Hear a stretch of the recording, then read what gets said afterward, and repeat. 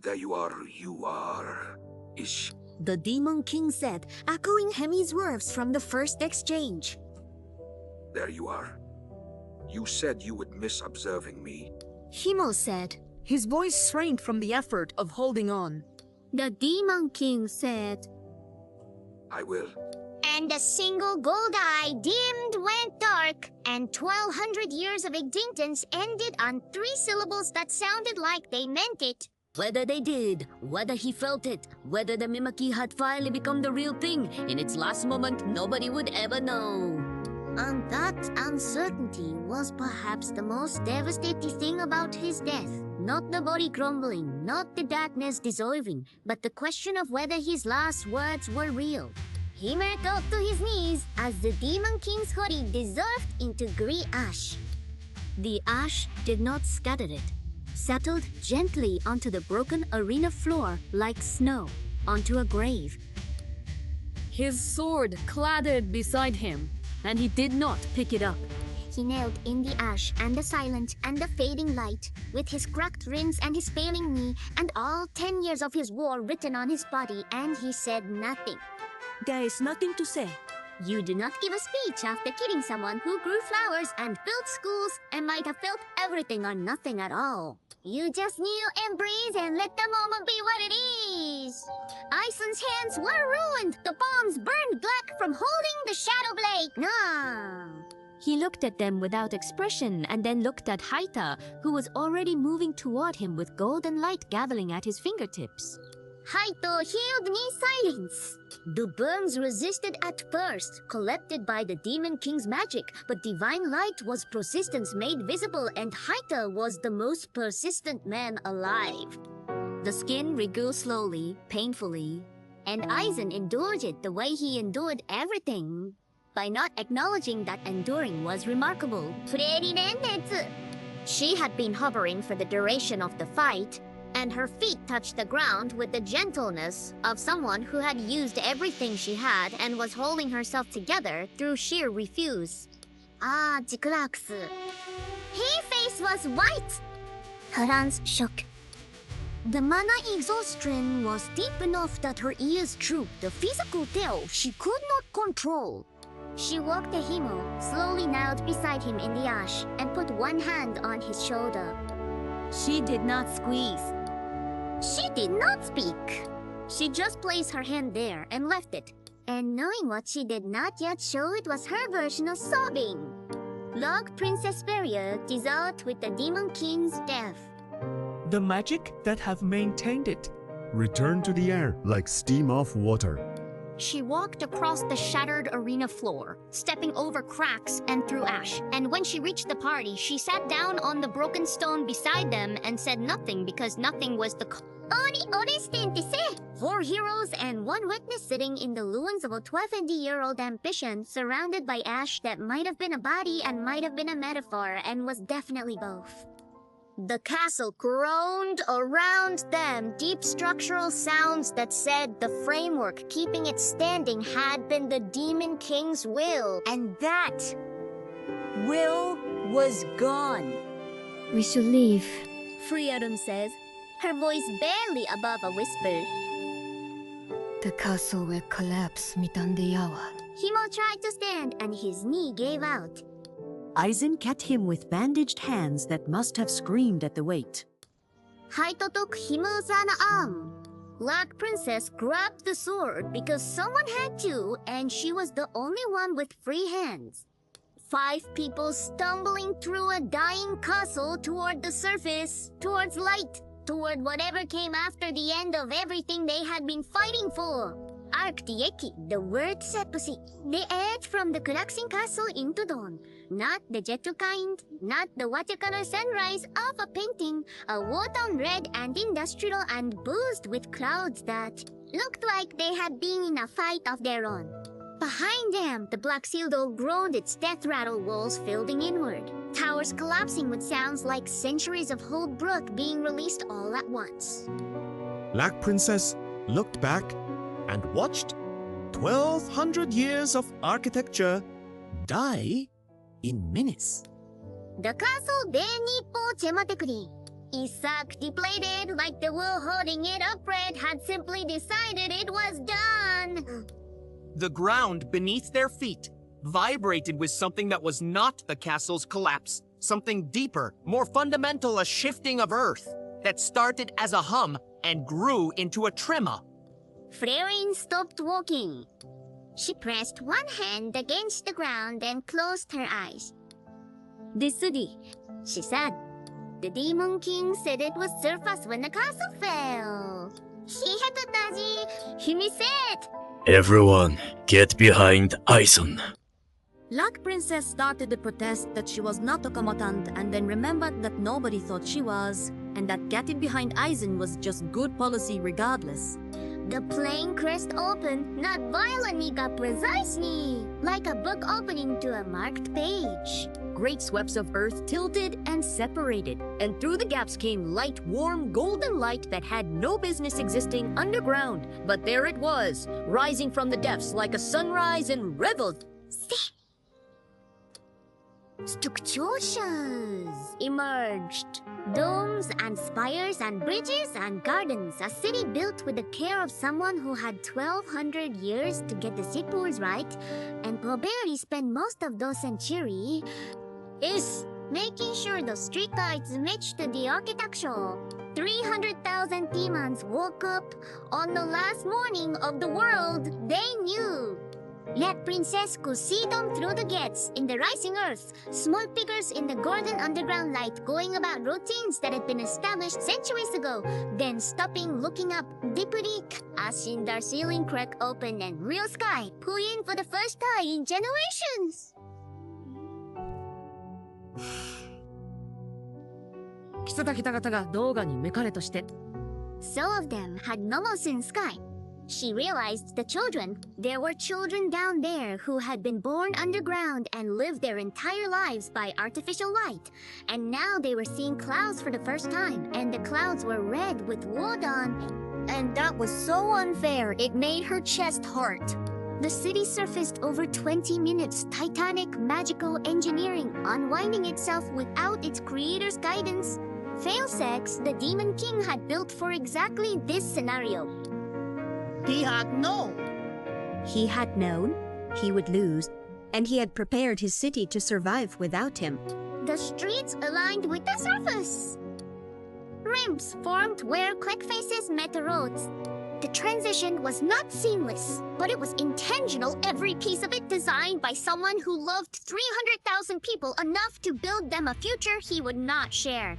The first demon to reach the surface was small, maybe 5 years old by human standards, whatever age demon children are when they are too curious to be cautious. It climbed the nearest ramp on all fours and crested the edge of the new world with eyes like saucers. The sky! It said, Iki. Mama, the sky means! Because clouds do that, they move, and this child had never seen it. La Princess pressed her fist against her mouth and bit down hard because she was not going to cry in front of a battlefield. She was not. She was absolutely not. More demons followed, tentative at first, then flowing 100, becoming thousands, pouring out of every ramp and gap and stairway the city's emergence had created. They were not what she expected. Some had horns or gray skin or too many eyes, but most looked close enough to human that the difference was academic. They were close. They carried belongings. A woman held a broad keg with something luminous inside. A man clipped a stack of papers like they were worth more than his life. They looked like refugees, and that was exactly what they were. The demons saw the party, 5 figures standing on the plain in front of their ruined castle, covered in dust and blood and ash, and they stopped. A spreading silence that moved through the crowd like a wave. They knew. They did not need to be told. They saw the castle in ruins and the hero standing, and they understood that the being who had built their world was gone. The silence was not rage. It was grief. It was the sound 300,000 people make when the foundation of everything they know deserts under their feet. Himo did something Luck Princess would never forget. He straightened up despite his cracked ribs and failed knee, and the fact that he had killed the person these people loved most. He straightened his back and swayed his shoulders and lifted his chin and walked toward 20,000 demons with no weapon in his hand. Aizen made a sound that was probably a word but came out as a growl of Egyptian. Himo did not stop. He walked until he stood at the edge of the crowd, close enough that any one of them could have ended him. And he said in a voice that somehow carried across the entire plain, "Your king asked me to tell you the truth." The demons watched him with expressions. Luck Princess could not decode anger and fear and grief and something that might have been hope, because hope is the thing that survives everything else. Himeo said, "The war is over. Your king chose the end." You chose to let you into the light. His last command was that you be seen not as monsters, not as enemies, as people. His voice cracked on the last word, just slightly, just enough to prove that the hero of the South was speaking not from script, but from a heart that had just killed someone and was trying to be on Turbitis! A demon stepped forward from the crowd. Tall, gray-skinned, with the bearing of someone who had carrying authority for a long time. She wore robes that might have been administrative, and her expression was control, but the control was freeing. You killed our king. She said. And now you ask us to thank you for it. Himu said. No! I ask you to survive it. The difference is amazing. The tall demon studied him for a long time, measuring him with eyes that had seen the Demon King's kindness firsthand and were now looking at the man who ended it. No. No. My name is Soren. She said. I'm the city administrator. Temi wa habas no. Fair and sport for the first time since leaving the castle. What happens now is complicated, she said, and it will require years of negotiation that I am not qualified to lead. But I can tell you what will not happen. Dewa tonomasu ka? Your king's final burial protected a witness. She looked at Laugh Princess. The world will know you were here first, 300,000 of you, living in peace. That changes the conversation. Sulin looked at Laugh Princess with an expression that was either assessment or pleading. Who are you? Laugh Princess said. I am literally the least important person on this plane, but I have a really good memory, and I promised the king I would use it. Oh. Detention did not break it. Transformed from the sharp edge of potential violence into the dull ache of shared exhaustion. Kimonzan hero standing on a plane that was also a graveyard, that was also a birthplace. The castle finished collapsing behind him with a final resigned crash, and the death cloud rolled over everyone, equally demon and human and elf and deerf, covered in the same gray film, indistinguishable in the dust. And there was something poetic about that, but Rock Princess was too tired to otekurere koko ni. Solen organized her people with the calm efficiency of someone who had managed a hidden city for decades and was not going to start being competent just because the seating was gone.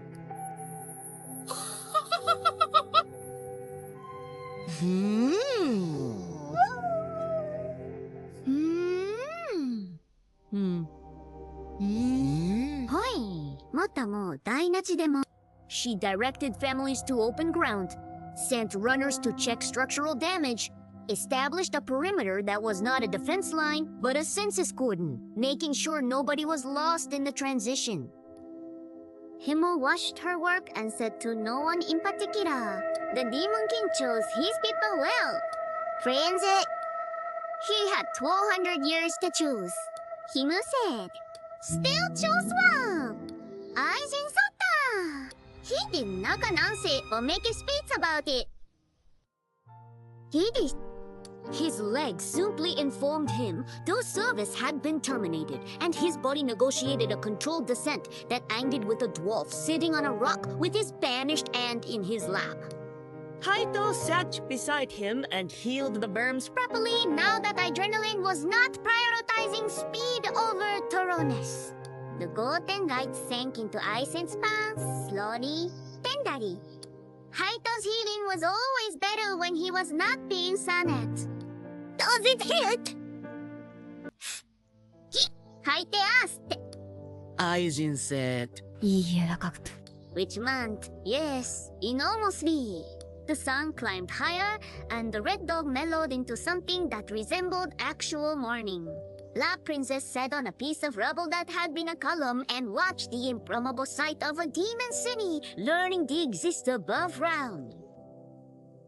Children discovered wind, actually discovered it. The concept of moving air was new to them, and they stood on the plain with their rooms out and their faces up and laughed at the sensation of something else. Mizibabo, pacing against no skin.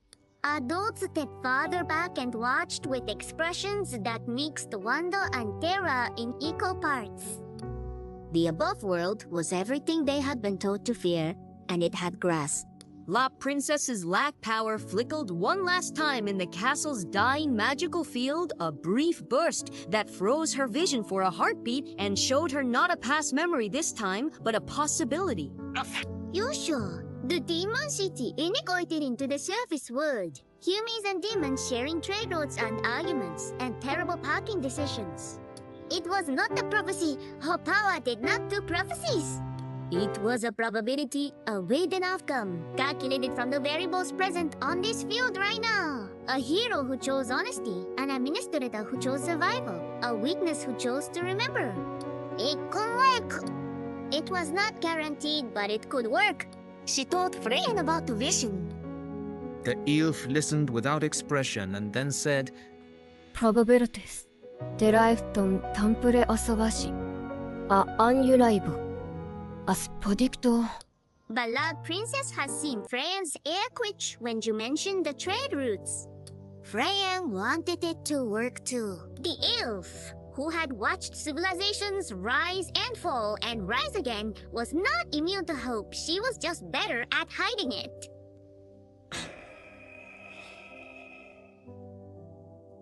Which in Freyan's case meant hiding it so well she did not know she was doing it. Friday, La Princess said, you are literally smiling. Freyan touched the human face. No, I am not. She was. Himmel found them and sat down with the control collapse that said his body had officially filed its resignation. He leaned against a broken wall and closed his eyes, and for 3 breaths, looked like an old man instead of a young hero. Then he opened his eyes, and the hero was back, like a light switched on. Soen has requested formal negotiation with the Nil's human settlement. Nah, He said, she is already drafting towns. Frion said, that was fast. He will say it. She said, and I quote, my king planned for every outcome, including the one where he died, and I was left holding the clipboard. La Princess said, Sansiraktimit! Everyone stared at her. What? she said, I have been through a lot. Haika sat down with them and opened his journal.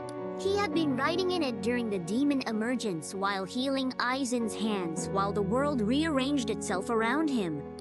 His pen had not stopped. I want to read my entry for the battle. He said, Nobody adjusted because Hader reading his journal had become the party's version of a lullaby. 帝女のウディモン剣行ってヘールステップキムアイタバデルレムナショリクエル Aizen held a sword made of darkness with his bare hands, which I am classifying under self-harm. It will be discussing with him later. Frieden used the Millennium of Accumulator Magic. La Princess carried its sword home. Today no war ended. We are very tired. The party sat in silence for a while after Haita closed his journal. The sun was fully up now, and the plain was alive with the sounds of a city being born above ground.